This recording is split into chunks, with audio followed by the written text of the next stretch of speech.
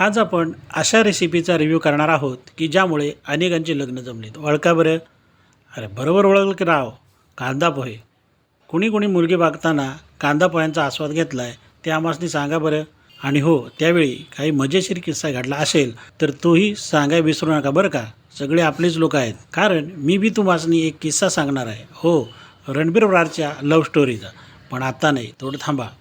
बायको तशी नेहमीच छान कांदा पोहे बनवते बरं का. पण आज जरा लहर आली ती नॉन महाराष्ट्रीयन रणबीर ब्रार स्टाईलचे पोहे खायची. मग काय, दोघांनी बघितलं की रणबीर ब्रारचा कांदा पोहे रेसिपी. यात 2 भन्नाट टिप रणबीर ब्रारनं दिल्यात बरं का. ज्या भांड्यात पोहे बनवाल त्यात ठेवू नका आणि पोहे झाल्यावर थोडा पाण्याचा शिडकाव करा, म्हणजे पोहे होतात बघा एकदम मऊसूत. अगदी दोन्ही टिपचे अनुकरण करून बनवले बघा कांदे पोहे. त्यावर वरून घातली कोथिंबीर आणि ओलं खोबरं.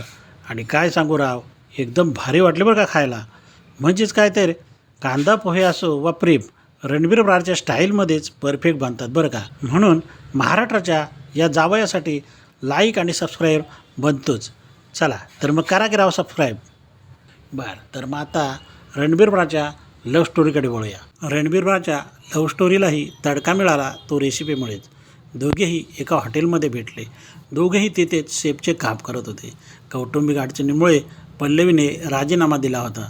मात्र त्यानंतर रणबीर करमेन असं झालं आणि त्यामुळेच तिच्याशी त्यानं संपर्क वाढवला आणि आपल्या स्वयंपाकाच्या सामायिक आवडीमुळेच ते दोघे प्रेमात पडले बरं का. रणबीरने आपल्या स्टाईलमध्ये असं काय तिला प्रपोज केलं की नाहीच म्हणू शकली नाही.